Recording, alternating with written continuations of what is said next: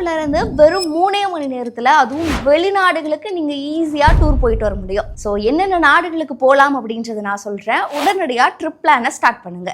First Nepal. இங்க போறதுக்கு visa அவசியமே கிடையாது. விமானத்துல நீங்க குறைஞ்சது 3 மணி நேரம் இல்ல அதை விட குறைவான நேரத்திலேயே நீங்க அங்க ரீச் ஆக முடியும். ஸோ உங்களுடைய ஐடி ப்ரூஃப்காக பாஸ்போர்ட் மற்றும் ஓட்டர் ஐடியை எடுத்துட்டு போறது உங்களுக்கு பெட்டர் ஆப்ஷனா இருக்கும். அடுத்ததா பூட்டான். இங்க நீங்க போறதுக்கு விசா தேவை கிடையாது. 14 நாட்கள் வரலுமே விசா இல்லாம நீங்க அங்க இருக்க முடியும். ஆனா அங்க போகணும்னா உங்களுக்கு என்ட்ரி பர்மிட் ரொம்ப இம்பார்ட்டன்டா இருக்கு.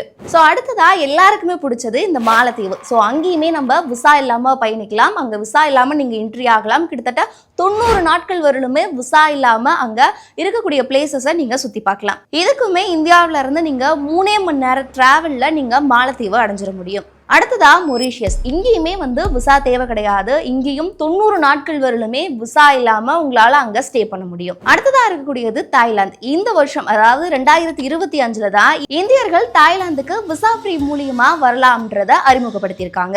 ஆனா இதுல ஒரு விஷயம் சொல்லியிருக்காங்க. அதாவது நீங்க டிராவல் பண்றதுக்கு குறைஞ்சது 72 மணி நேரத்துக்கு முன்னாடி நீங்க தாய்லாந்துக்கு நீங்க போறதுக்காக அரைவல் கார்டு ஆன்லைன்ல நீங்க அப்ளை பண்ணணும். ஸோ இது இருந்தா மட்டும்தான் உங்களால அங்க என்ட்ரி ஆக முடியும்.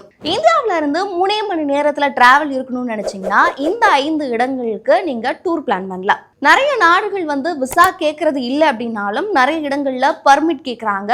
மேலும் நீங்க அங்க எத்தனை நாள் தங்குறீங்களோ அதுக்கான முன்னாடியே ஒவ்வொரு நாட்களுக்கான சார்ஜஸ் அப்படின்றதையுமே ஃபைல் பண்றாங்க. ஸோ நீங்க ஒரு நாட்டுக்கு போறதுக்கு முன்னாடி அங்க என்னென்ன மாதிரியான ப்ரொசீஜர் இருக்கு அப்படின்றத தெரிஞ்சுக்கிட்டு உங்களுடைய ட்ரிப்பை சூப்பரா பிளான் பண்ணுங்க.